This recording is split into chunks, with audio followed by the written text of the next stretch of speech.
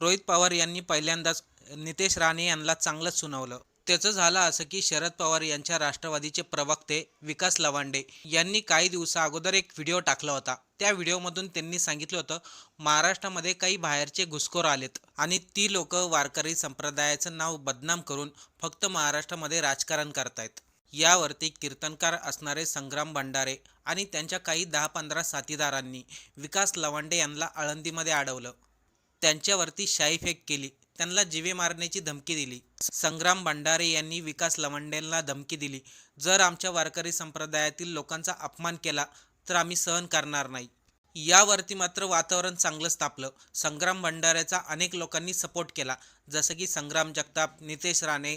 पण मुळामध्ये विकास लवांडे हे वारकरी संप्रदायाबद्दल बोलतच नव्हते।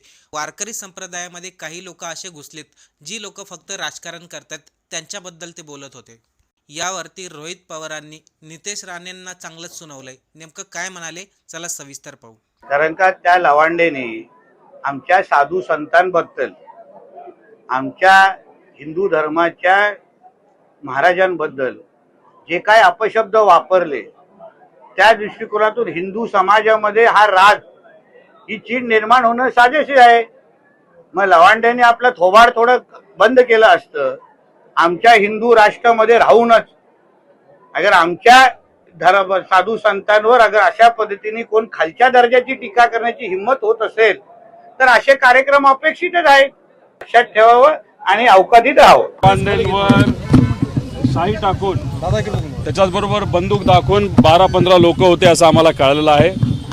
आणि मग अशा पद्धतीने तुम्ही जर धमकवत असाल, फक्त प्रसिद्धी मिळावी म्हणून तिथं शाई टाकत असाल, गोंधळ घालत असाल, तर हे शोभणारं नाही, आपल्या महाराष्ट्र धर्माला शोभणारं नाही आणि वारकरी संप्रदायाला शोभणारं नाही।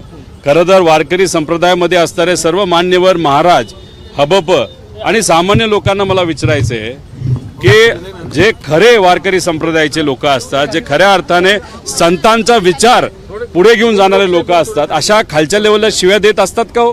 कधी एवढं चिडतात का? बंदुक्या दाखवतात का? बंदुक्या घेऊन फिरतात का? मग अशा पद्धतीने ही लोक जर घुसखोरी करत असतील आणि लोकांना धमकवत असतील तर हे शोभणारं नाही। आणि हा कोणी जो भोंदू लागला ना, त्याला मला विचारायचं आहे की त्याचे जे गुरु आहेत त्यांनी जे आळंदीमध्ये आणि नागपूरमध्ये शाळा काढली, बहुजन समाजाच्या मुलामुलींना त्या शाळेमध्ये शिकवलं जातं का? प्रवेश आहे का? या भोंदूबाबांनी सांगावं। त्याच्याचबरोबर तुम्ही महात्मा फुले असतील, क्रांतीज्योती सावित्रीबाई फुले असतील, ज्याच्यासाठी लढल्या की सामान्य लोकांना, सर्वसामान्य लोकांना, बहुजन समाजाच्या मुलामुलींना शिक्षण मिळावं, आणि मग आजच्या काळामध्ये बहुजन समाजाला शाळेत तिथं जाऊन दिलं जात नसेल आणि याला तो गुरु मानत असतील आणि इथं येऊन आम्हाला शिकवत असतील, हे महाराष्ट्राच्या विचाराला परवडणारं नाही, शोभणारं नाही। आम्ही या गोष्टीचा निषेध करतो आणि विकास भाऊंच्या पाठीमागे त्या ठिकाणी भक्कमपणे, आणि त्याच्याचबरोबर हे मध्य प्रदेशचे जे बोंधूबाबा आले होते, बागेश्वर महाराज, इथं येऊन जेव्हा छत्रपती शिवाजी महाराज म्हणून बोलले होते, तुकोबारायांबरोबर होते, बोलले होते, तर माऊली महाराजांबद्दल पण बोललं गेलं होतं। हा झोपला होता का दाढीची केस उपटत बसला होता का गवत उपटत बसला होता? त्यामुळे उगाच शहाणपण दाखवण्यासाठी, कुठेतरी बातमी मोठी होण्यासाठी आणि हे प्रतिगामी विचाराचं जे कोणी नेते असतील त्यांच्याकडनं बक्षीस मिळवण्यासाठी असं जर वागत असतील तर हे योग्य नाही, बरं नाही। पवार साहेबांना सुरू आहे पोलिसांकडून गुन्हा दाखल करण्याची कलम जे आहे, अहो तुम्ही मला सांगा, अजितदादा पवार जे महाराष्ट्राचे उपमुख्यमंत्री होते त्यांच्याबद्दल आम्ही, त्यांचा जी घटना घडली त्याबद्दल FIR करा अशी विनंती केली, झाली का या महाराष्ट्रामध्ये मान्य? एवढ्या मोठ्या नेत्याच्या बाबतीत जर असं होत असेल तर सामान्य लोकांचं काय? गेल्या काही दिवसांमध्ये ज्या मुलींवर, चिमुरड्यांवर त्या ठिकाणी तिथं अत्याचार झाले, काही लोकांना त्याच्या मुलींना मारण्यात आलं, तिथं सुद्धा त्या सर्व लोकांचं हेच म्हणणं आहे की आम्हाला ज्या पद्धतीचा न्याय मिळाला पाहिजे तो न्याय मिळत नाही। श्रीमंताचा आणि पैशावाल्यांना न्याय आणि सामान्य लोक, विचारासाठी लढणारे जे लोक आहेत ते मात्र त्या ठिकाणी तासनतास पोलीस स्टेशनला जाऊन बसतात आणि मग तिथं पोलीस सांगतात हेच घ्या तेच घेऊ नका। अरे हे कोण सांगणार आहे? FIR आम्ही दाखल करणं, आमचं म्हणणं त्या ठिकाणी मांडणं हा आमचा अधिकार आहे। FIR दाखल करून घेणं ती त्यांची ड्युटी आहे। तपास करा, बघा काय होते आणि त्यानंतर तुम्ही तिथं सांगा ना की हे होऊ शकतं आणि होऊ शकत नाही। आधीच कसं तुम्ही काय तिथं भविष्य करणारे भोंदूबाबा आहात का पोलीस अधिकारी आहात?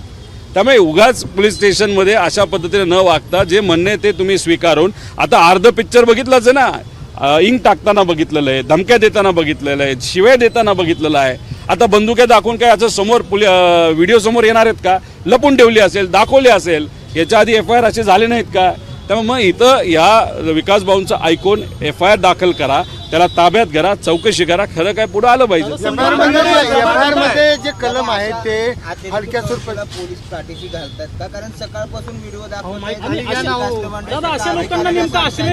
बघा, ते स्वतः शाही फेकून तसेच पोलीस स्टेशनला आले तरी सुद्धा त्यांचं म्हणणं ऐकलं जातं. आता श्रीगोंद्यामध्ये हाच बोंधूबाबा होता ना काहीतरी तिथं गोंधळ घालणारा. सरकारने कुठं त्या पोलिसांनी कारवाई नाही केली. इथं अशा पद्धतीने वागतोय.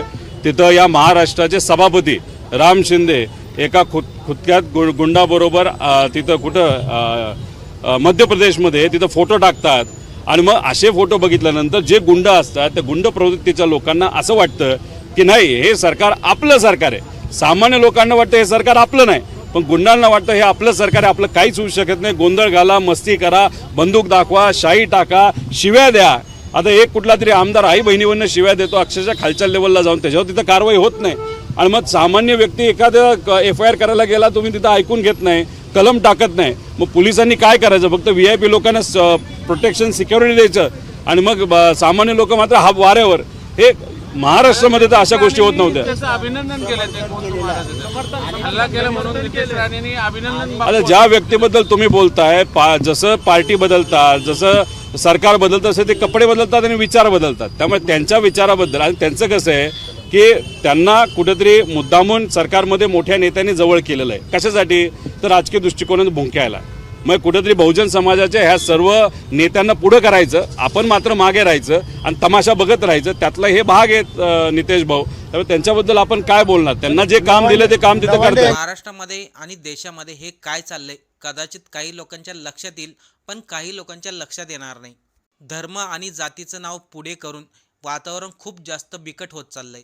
तू अमुक धर्माचा आहे, तू तमुक धर्माचा आहे असं म्हणत लोकांना आता तुच्छ लेखलं जातंय. एवढंच नाही तर कितीतरी भोंदूबाबा हिंदुत्ववादीचं ढोंग करून राज्यामध्ये राजकारण करतायत, जेणेकरून आणखीन जास्त लोकांमध्ये जाती धर्मामध्ये संताप निर्माण व्हावा. रोजगाराबद्दल कोणी काय बोलायचं नाही, महागाईबद्दल कोणी काय बोलायचं नाही. बोलायचं फक्त मंदिराबद्दल, धर्माबद्दल, जातीबद्दल.